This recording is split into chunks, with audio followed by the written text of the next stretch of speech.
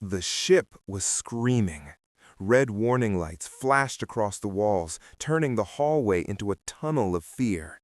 Commander Sarah Chen ran as fast as her legs could carry her, her breath sharp and painful in her chest. Every alarm meant the same thing. They were dying. "Engineering, report!" she shouted into her wrist communicator. Static, then a shaky voice answered. "Commander, the core is gone.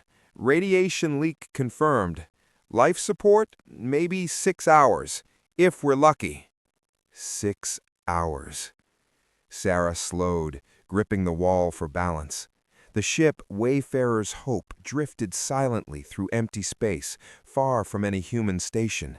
They had come here to explore, to map, to push boundaries like humans always did. Now the universe was pushing back. She reached the bridge. 12 crew members turned toward her. 12 tired faces. 12 people who trusted her to bring them home. Lieutenant Hayes sat hunched over, blood dripping slowly from his nose. Dr. Lian was already pale, scanning medical data she didn't want to see. Radiation was eating them alive, cell by cell. "Keep the distress beacon active," Sarah said, forcing calm into her voice. "Broadcast on all frequencies." The comms officer hesitated. "Ma'am, this sector is empty. No trade routes, no colonies." "I know," Sarah replied softly, "but we don't turn it off." Because turning it off meant accepting the end. Hours passed like slow torture. The ship grew colder. Breathing felt heavier, like the air itself was tired. One crew member collapsed, then another. Sarah helped carry them to the medical bay, knowing it wouldn't change anything. She sat alone on the bridge later, staring at the stars. She thought of Earth. She thought of her son, Marcus, only 5 years old. She had promised to come back, promised him a story about brave explorers and shining stars. She wondered if promises still mattered when no one was left to hear them.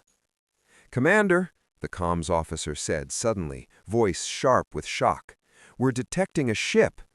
"Human?" Sarah asked, her stomach tightening. "No, unknown design, large, moving toward us." Fear twisted with hope inside her. First contact was never safe. Humanity learned that the hard way. But hope, real hope, burned brighter than fear. The ship appeared on the screen. It was beautiful, smooth and curved, like something grown instead of built. Soft blue lights flowed along its surface, calm and alive. A voice filled the bridge, strange, musical, but the translator worked. "Human vessel, this is the Velcari ship Gentle Current. We received your distress signal. Your ship is failing." Sarah's throat tightened. "Yes," she said quietly, "we need help." There was a pause. Then the voice returned, gentle but firm. "Our laws forbid interference, but my crew has decided. We will not let you die." Sarah closed her eyes as tears finally fell. The universe had answered, and neither side knew that this single act of mercy would one day shake the galaxy. Far away, unseen and silent, forces were already moving, forces that would remember this moment long after these stars burned out.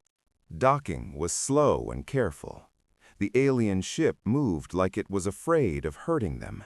Mechanical arms extended gently, guiding the damaged Wayfarer's Hope closer, like hands catching something fragile before it shattered. When the airlock opened, Sarah saw them clearly for the first time. The Velcari were tall, walking upright on 2 legs. Their skin was green and patterned with fine scales that reflected the soft blue lights of their ship. Their eyes were large and golden, alert but not cold, not hostile. Curious, concerned. "Easy," one of them said through the translator, holding out long, careful hands. "We will carry the injured." Sarah watched as her crew was moved across the gap. The Velcari were careful in a way she didn't expect. Every motion was slow, respectful, almost tender. In the medical bay of the gentle current, Velcari healers worked quickly. Strange instruments hummed. Clear light washed over human bodies. Radiation levels dropped, little by little, like poison being pulled out of their veins. Sarah sat on a bench, exhaustion crashing over her all at once. She hadn't realized how close she was to collapse until now. A Velcari officer approached her. His posture was calm, his presence steady. "I am Captain Thesic," he said. "You are the leader of your people here." "I am," Sarah replied. "Commander Sarah Chen, and thank you, you saved us." Thesic tilted his head slightly. "We have endangered ourselves by doing so." Sarah frowned. "Your laws?"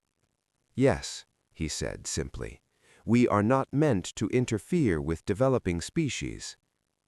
"Then why did you?" she asked. Thesic looked around the medical bay. 12 humans breathing again, 12 lives pulled back from the edge. "Because rules should never be heavier than lives," he said.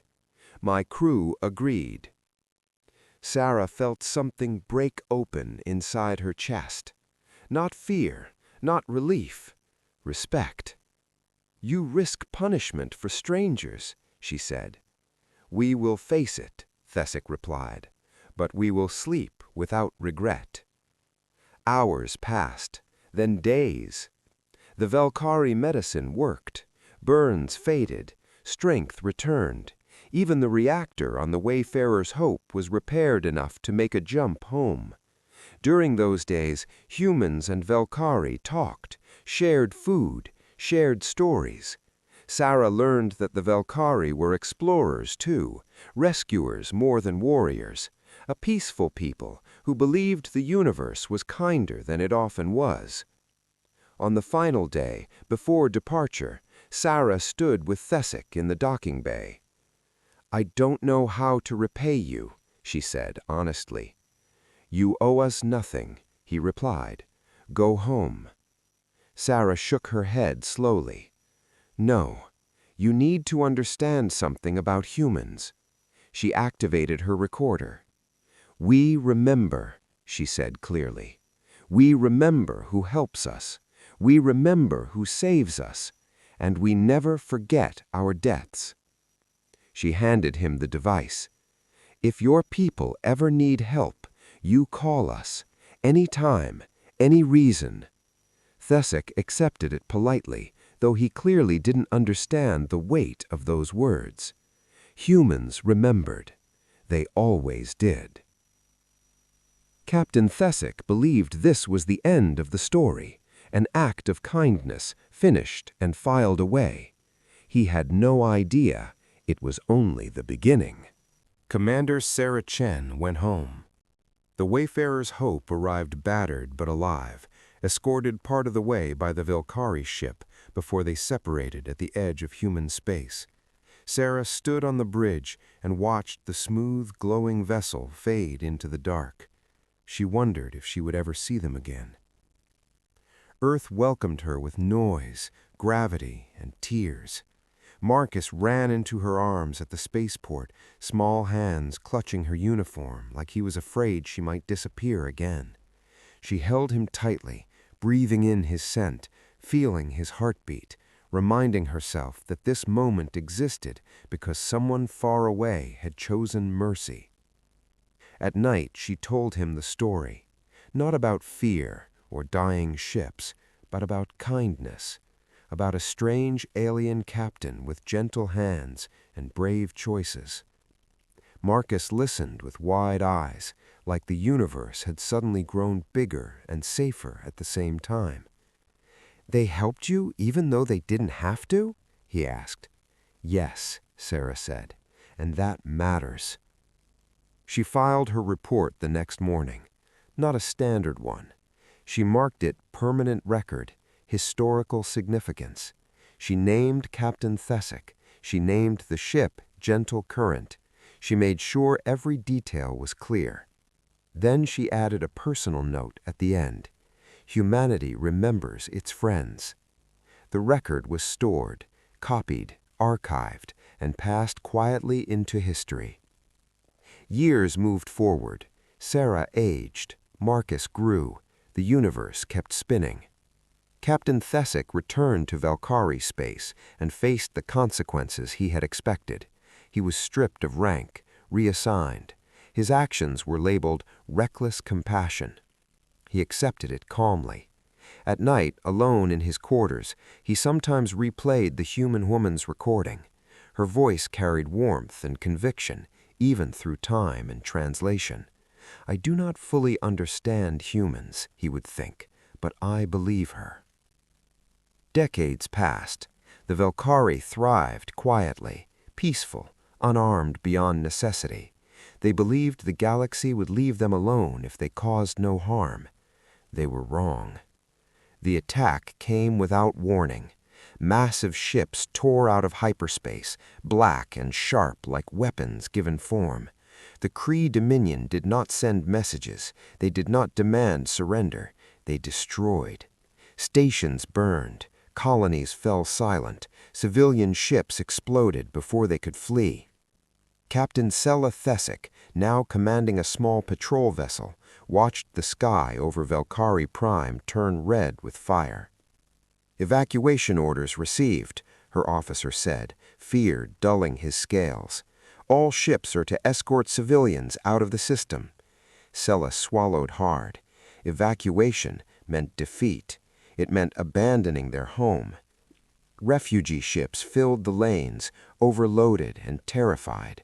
Families left behind generations of history with nothing but hope and fear packed together. That night, Sela visited her grandfather in the medical ship. Elder Thesic was old now, fragile, but his eyes were sharp when she told him the truth.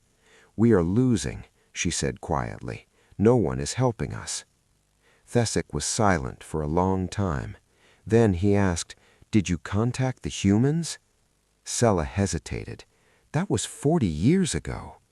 Slowly, Thesic reached beneath his pillow and pulled out a worn recording device. "They promised," he said, "and humans remember." Sela looked at the device, at the weight of history resting in her hands. Outside, Velcari Prime burned. With their world dying and no allies left, Sela faced a single impossible choice, one that would test whether a forgotten promise still lived among the stars. Captain Sela Thesic did not sleep that night. The stars outside her ship felt colder than usual, distant and uncaring. Every report that came in was worse than the last. Another colony lost, another station gone silent. The Kree were not slowing down. They were erasing the Velcari. The Council had already decided: retreat, scatter, survive if possible. There would be no calls for outside help, no pleas sent into the dark. "We don't want to anger stronger powers," the Council said. Sela understood the fear behind those words, but fear had already cost them everything. She looked again at the old recording device resting on the table in her quarters. It was scratched, worn by time, but still intact. A promise sealed decades ago by a human woman who had nothing to gain by making it. Humanity remembers. Her grandfather's voice echoed in her thoughts. Sometimes doing the right thing means breaking the rules. Sela stood. If the Council would not ask, she would. She sealed the door to her communications room and activated long-range transmission systems rarely used anymore. Her hands shook, not from fear of punishment, but from the weight of hope. She attached the old recording. Then she added proof. Images of burning cities, broken stations, refugee ships packed with civilians, children crying, elders staring silently into space. She included star charts, old ones from the rescue mission 40 years earlier. And then she typed a single sentence. "We once helped you. We are dying. Do you still remember us?" Sela stared at the message for a long moment. She did not expect an answer. Humans lived shorter lives, governments changed, history faded. Why would an entire species risk war for something so old? Still, she pressed send. The message vanished into the stars. Sela erased the logs. No one could trace it back to her. Days passed. Nothing happened. The Kree pressed harder. Refugee fleets thinned. Supplies ran low. The Velcari people prepared themselves for a future without a home. Sela escorted civilian ships and pretended she wasn't watching the sky every time her sensors refreshed. On the 14th day, alarms screamed. "Multiple hyperspace signatures! Too many! Hundreds!" the sensor officer shouted. Sela's blood ran cold. "They found us," someone whispered. She forced herself steady. "Identify." Seconds felt like hours. Then the officer froze. "Captain, these aren't Kree." The bridge went silent. "What?" Sela asked. "The energy patterns. I'm checking again." His voice cracked. "Captain, they're human." Sela stood slowly. "How many?" "Still counting. Over 300 ships, military, civilian, everything. They're all broadcasting the same message." Her heart thundered. "Put it on screen." The message filled the bridge. "We remember. The Velcari are under our protection." Tears blurred Sela's vision as ship after ship emerged from hyperspace, forming a wall between the refugees and destruction. They came. Across decades, across stars, they came. Sela grabbed her communicator with shaking hands. "Get me my grandfather." Her voice broke as she spoke. They remembered. But remembering was only the beginning, because the Kree Dominion was about to learn what happens when humanity answers a call. Admiral Marcus Chen was halfway through his morning coffee when the alert chimed. Priority red. He frowned and tapped the display open. The file that appeared made his breath stop. Velcari distress signal. Attached footage. Old star charts. And then a voice. His mother's voice. Marcus didn't move as the recording played. He listened once, then again, then a third time. Every word burned itself into his chest. Humanity remembers its friends. He pulled up the old archive, the Wayfarer's Hope incident. 12 human lives saved by a Velcari captain who had broken his own laws to do what was right. That captain had saved his mother, which meant he had saved Marcus. The new message was simple, desperate, honest. "We once helped you. We are dying. Do you still remember us?" Marcus stood and walked to the window. Earth turned below him, peaceful and unaware. His mother had been gone 10 years now, but her promise still lived. He activated his communicator. "Get me the Joint Chiefs," he said. "Emergency session, now." Minutes later, the room filled with uniforms and tension. Marcus played the recording, showed the footage of burning Velcari worlds. Silence followed. "They're not our allies," one general said carefully. "There's no treaty." "They saved 12 of our people," Marcus replied. 40 years ago." Marcus clenched his fists. "Promises don't expire." Another admiral leaned forward. "Helping them could start a war with the Kree, strategically." "Then don't order anyone," Marcus interrupted calmly. "Just let them choose." Confusion rippled through the room. Marcus accessed an old system, Protocol Nightfall, a direct line to every Terran ship captain, military and civilian. "You can't do this," someone snapped. "That bypasses command." "That's what it's for," Marcus replied. He sent the message, not an order, a question. He told them the story, showed them the promise, gave them the coordinates. Who's coming? For a moment, nothing happened. Then the replies flooded in. Cargo haulers, destroyers, mining ships, passenger liners. My grandparents were on that ship. We owe them. We're changing course. Count us in. Even a prison transport replied. My inmates voted. We're coming. The room fell silent as numbers climbed. 300 ships, then more. They weren't waiting for orders. They were organizing themselves, sharing supplies, planning routes. Humanity was moving. Marcus looked around the room.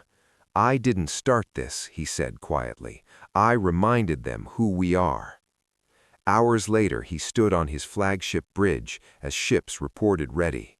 Sir, his officer asked, do they know how dangerous this will be? Marcus thought of his mother, of a Velcari captain choosing mercy. Yes, he said, they know, and they're coming anyway. The fleet prepared to jump. Across the stars, a debt was about to be paid. And as hundreds of human ships surged toward Velcari space, the Kree Dominion watched in confusion, unaware that they had just awakened something far more dangerous than an enemy fleet. Commander Dreth of the Kree Dominion watched another Velcari station explode. The image filled the main screen in bright fire and broken metal. His officers murmured in satisfaction. The campaign had gone smoothly, too smoothly. The Velcari were weak, peaceful, easy to break. They're scattering, Dreth said coldly. Good. Fear finishes what weapons start. A sensor officer shifted uneasily. Sir, hyperspace activity detected. Dreth barely looked up. Refugees? No, sir. The signatures are different. That made Dreth turn. How many? The officer swallowed, still counting. Hundreds. The display shifted as space itself tore open. Ships emerged, small, large, armored, unarmored. Military vessels mixed with cargo haulers and civilian frames. Dreth frowned. Identify them. A pause. Then disbelief. They're human. Dreth laughed once. Humans? Why are they here? He pulled up the intelligence files. Young species, no major conquests, emotion-driven, not a threat. They're probably evacuating civilians, he said. Ignore them unless they interfere. But the human ships weren't retreating. They were forming a wall, weapons powered up. Sir, the comms officer said, voice tight, we're being hailed. Dreth waved a claw. Put it through. A human face filled the screen, older, calm, eyes like steel. This is Admiral Marcus Chen of Terra, the human said. You are attacking a protected species. Withdraw immediately. Dreth stared, then laughed again. You have no authority here. Leave or be destroyed. You have 1 hour, Chen replied. After that, we act. The screen went dark. Dreth turned to his officers. Prepare weapons. Teach them their place. The hour passed. The humans did not move. Attack, Dreth ordered. The Kree fleet surged forward. The battle did not go as expected. Human ships didn't fight like anyone Dreth had faced. They didn't rely on size or power. They swarmed. 3 ships striking one target, coordinated, precise. Kree engines failed. Weapons went dark. They're disabling us, an officer shouted. Then something unthinkable happened. A damaged human cargo ship accelerated directly toward a Kree battleship. Collision course. The impact shattered both ships. They're ramming us, Dreth whispered. Medical vessels moved in front of Velcari refugee ships, taking hits meant for civilians. Unarmed ships shielding others with their own hulls. They're protecting them, an officer said, with their own bodies. Dreth felt something unfamiliar tightening his chest. Fear. Human ships burned, but they didn't retreat. Every loss only made the others push harder. They don't stop. They don't break. The humans broadcast on all channels. We saved 12 of us. We remember. Leave now. Dreth realized too late. This wasn't a war for land or power. It was personal. As Kree ships began to fall one by one, Dreth understood the truth. Humanity was not fighting to win. They were fighting to repay a debt, no matter the cost. The battle spread across the system like a storm. Commander Dreth watched his tactical screen fill with chaos. Kree ships were breaking formation. Some were dead in space, engines cut cleanly. Others burned, drifting helplessly while human vessels swarmed past them. "This makes no sense," Dreth growled. "They should be retreating." "They're not," his officer replied quietly. "They're advancing." Human ships moved with frightening unity. No central command, no hesitation. When one ship fell, two more filled the gap. When weapons failed, they adapted. When shields collapsed, they kept going. A human destroyer took a direct hit, splitting in half. Instead of retreating, the remaining section fired its engines and slammed into a Kree cruiser, detonating both. "They're choosing to die," Dreth whispered. "They're choosing to protect," another officer corrected. The message repeated across every frequency. "We remember. You will not touch them." Dreth's flagship shuddered as its shields failed. Warning lights screamed. Smoke filled the bridge. "Sir, we've lost 32 ships," the sensor officer said. "And the humans, they're not slowing down." Dreth clenched his claws. "Target their leader, that ship, the largest one." Kree weapons focused on Admiral Chen's flagship. Energy beams tore into its shields. The human ship staggered. For a moment, Dreth felt hope. Then, human ships moved. They placed themselves between the flagship and the fire. One after another, a wall of metal and resolve. "They're shielding him," the officer said in disbelief. 3 human ships were destroyed, protecting one. But the flagship survived. The human counterattack was brutal. Dreth's weapons officer turned, fear clear in his eyes. "Sir, we are losing." Dreth stared at the screen. He had conquered worlds, broken civilizations, but he had never fought a species like this. They weren't afraid to die. They were afraid to forget. "Open a channel," Dreth said hoarsely. Admiral Chen appeared again, blood on his brow, fire behind him. "Withdraw," Chen said calmly. "This ends now." "Why? Why would you sacrifice so much for them?" Chen's eyes hardened. "Because 40 years ago," he said, "they saved 12 humans. Those lives mattered, and we remember." Dreth looked at the wreckage of his fleet. He understood. "Full retreat," Dreth ordered. "All ships, now." The Kree fled. The humans held position until the last enemy ship vanished. Silence followed. On Velcari ships, cries of relief echoed. Civilians were alive. Home was still theirs. On the human flagship, Marcus Chen slumped into his chair, exhaustion crashing down. They had won, but at a terrible cost. As the smoke cleared and the stars grew quiet, both species knew this victory was only the beginning, because what followed would bind them together forever. Space felt strange after the battle. Too quiet. Wreckage drifted slowly where fleets had clashed. Broken hose, cooling metal, and silent stars watched without judgment. Rescue signals filled the air as human and Velcari ships moved together, searching for survivors. No one asked who was human or Velcari. Hands reached out. Lives were pulled from debris. The wounded were carried gently into medical bays, no matter what species they belonged to. Captain Sela Thesic stood on the bridge of her ship, staring at the tactical display. The Kree were gone. Truly gone. "We're alive," her officer whispered. Sela closed her eyes. For the first time in weeks, She allowed herself to breathe. She opened a channel. Connect me to Admiral Chen. The screen flickered, then showed the human admiral. His uniform was torn. Dried blood marked his forehead. Smoke drifted behind him, but his eyes were steady. "You came," Sella said, her voice breaking. "All of you came." "We promised," Marcus replied quietly. She swallowed. "You saved our people, our world." Marcus shook his head.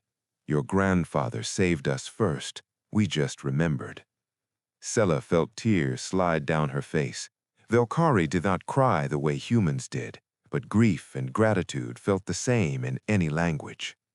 "I need to speak with him," she said. "My grandfather. He must know." Moments later, Elder Thesic appeared on screen from a medical ship. He looked frail, supported by equipment, but his eyes were sharp when he saw the human admiral. "You kept her promise," Thesic said softly. "She taught me well." The old Velcari was silent for a long time. Then he bowed his head. "I saved 12 lives because it felt right. I never imagined it would return like this." Marcus answered gently. "Kindness never disappears. It just waits." Human engineers began helping Velcari crews repair stations. Medical ships stayed behind, treating wounded civilians. Supplies were shared without negotiation. No one talked about payment. No one asked for a reward. The news spread fast across Velcari space. The humans came. They fought for us. They died for us. Refugee ships turned back toward home. Children looked out viewports and saw human vessels still standing guard. Sella stood beside her grandfather later, watching the first transport descend toward Velcari Prime. "Our people will remember this forever," she said. Thesic nodded slowly. "So will the galaxy." Because stories were already spreading. Traders, observers, neutral worlds, everyone was talking. Not about weapons, not about power, but about loyalty. About a species that crossed the stars to repay a debt 40 years old. And as Velcari Prime prepared to welcome its people home, a final meeting was about to happen. One that would close an old circle and open a new future. Velcari Prime had never seen ships like this. Human vessels hovered in the sky, scarred, patched, and proud. Smoke still rose from parts of the city, but life was returning. Refugees stepped onto familiar ground, some crying, some laughing, some simply kneeling to touch the soil of their home. Admiral Marcus Chen walked down the ramp of his ship slowly. The gravity felt different. The air smelled unfamiliar. But the moment felt heavy in a way he understood. Captain Sella Thesic waited for him at the landing zone. Beside her stood an elderly Velcari supported by a walking frame. His scales were dull with age, but his eyes were sharp and thoughtful. Marcus stopped. He knew this moment mattered. "This is my grandfather," Sella said softly. "Elder Thesic." Marcus stepped forward and bowed his head, not as a soldier, but as a son. "You saved my mother, and because of that, you saved me." Thesic studied Marcus carefully, then gave a small, tired smile. "I only chose not to look away," he said. "That is all." Marcus reached into his uniform and removed a small data device. "My mother asked me to give you this," he said, "if we ever met again." He pressed play.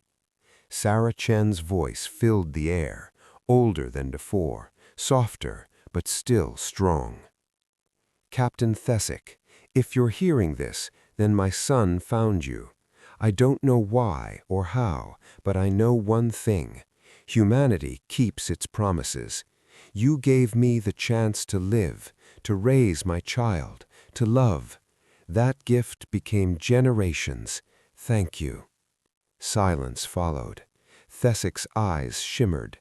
Velcari did not cry as humans did, but grief and gratitude still lived deep within them. "I never understood humans," Thesic whispered. "You are fierce, dangerous, emotional." Marcus smiled gently. "Yes. But you are loyal beyond reason," Thesic continued, "and now I understand why." Sella watched them, heart full. Around them, humans and Velcari worked together. Children of both species pointed at the ships overhead. Engineers laughed over broken translators. Medics shared tools. This was no longer rescue. This was connection. Sella spoke carefully.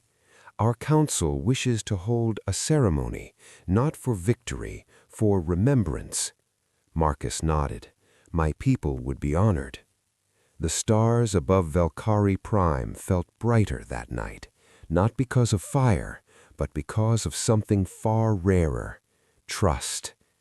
And as preparations began for a ceremony unlike any the galaxy had seen, one final truth was about to be spoken, one that would echo far beyond Velcari space. The ceremony was held in the open hearth of Velcari Prime. The plaza had once been a place of quiet reflection. Now it was filled with thousands of beings, Velcari and humans standing side by side. Damaged ships hovered above like silent guardians. Some were still scarred from battle, reminders of the price paid. Elder Velcari leaders stood together at the center. Across from them stood Admiral Marcus Chen and dozens of human captains. Not all were military. Some wore civilian jackets. Some had bandages still wrapped around their arms. They had all come. The Velcari Council leader, Elder Sesra, stepped forward. Her voice carried through the plaza, translated clearly into every language. "Today," she said, "we do not celebrate victory. We honor memory." She turned toward the humans. 40 years ago, a Velcari captain chose mercy when he was not required to. He saved 12 strangers. He was punished for it. Yet today, that same choice has saved our entire civilization. A quiet wave moved through the crowd. Sesra continued. "The humans crossed the stars for us. They did not ask for reward. They did not demand control. They came because they remembered." She paused, then asked the question everyone was thinking. "How can we ever repay such a debt?" Marcus stepped forward. For a moment, he said nothing. He looked at the crowd, at his fellow captains, at Elder Thesic sitting quietly, hands folded. Then he spoke. "You already repaid it," Marcus said, 40 years ago." Murmurs spread. "My mother asked Captain Thesic how she could thank him for saving her crew. He told her no thanks were needed. He said he only did what was right." Marcus turned toward the old Velcari. "That choice saved 12 lives. Those 12 people had children. Those children had children. Entire families exist today because one captain chose kindness." The plaza fell silent. "You didn't just save 12 humans," Marcus said firmly. "You saved futures, and when those futures were threatened, we came." He looked back at the crowd. "This is how you repay us," he said. "Live, thrive, and when someone else is in need, remember this moment." Elder Thesic slowly stood, supported by his frame. "When I made my choice," he said, voice trembling, "I thought it would end with punishment. I never imagined it would end with friendship." He bowed deeply. "I am proud," he said, "to call humans our allies." The crowd erupted, not in cheers of war, but in something softer: respect. But as this story spread beyond Velcari space, other eyes were watching, and the galaxy itself was beginning to learn what it truly meant to help a human. Stories travel faster than ships. Within weeks, the tale of Velcari Prime spread across trade lanes, data networks, and whispered conversations in distant stations. It wasn't told as a battle report. It wasn't told as a military victory. It was told as a warning and as a promise. They saved 12 humans. 40 years later, humanity came. On distant worlds, captains replayed the footage.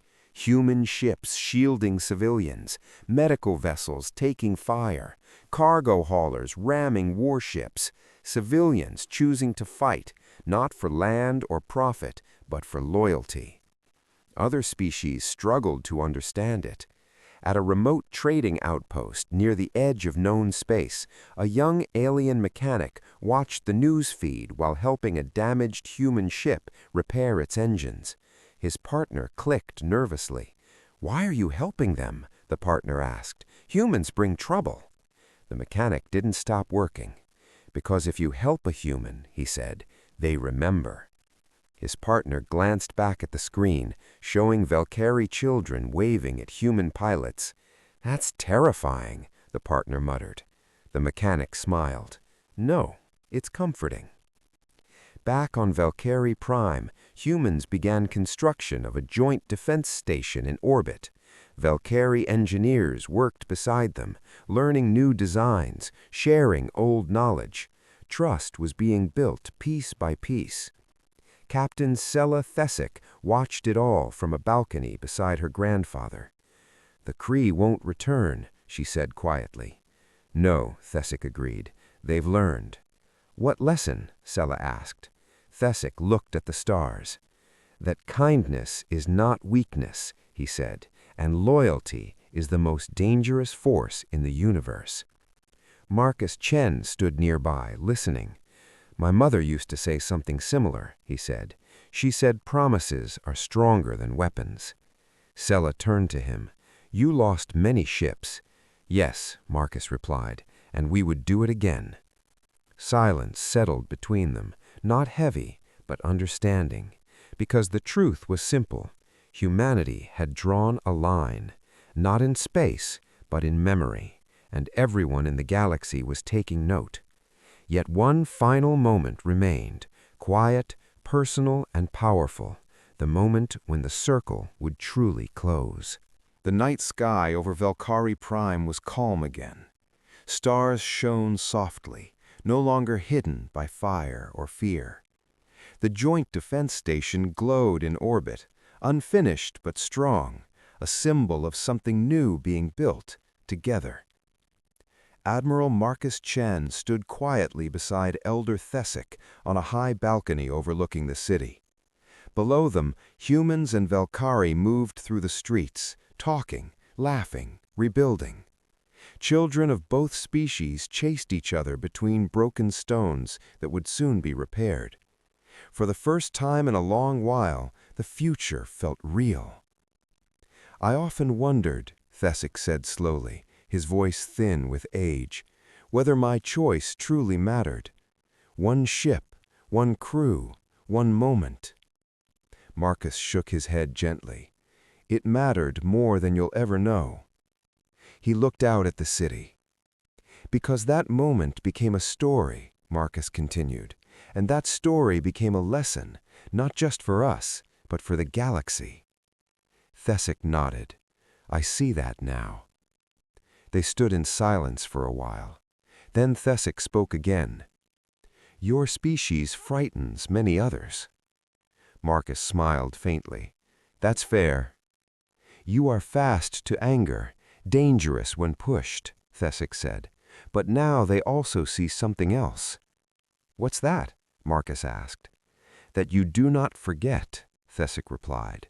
"That you do not abandon those who show you kindness, and that once you call someone a friend, you will cross the stars for them." Marcus felt a tightness in his chest. "That's who my mother believed we were," he said quietly. She taught me that being human isn't about strength alone. It's about choosing to remember, even when it costs us.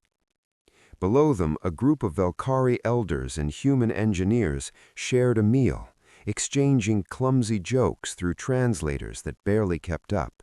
Laughter echoed upward. Thesic smiled. When I saved your people, I believed mercy was its own reward.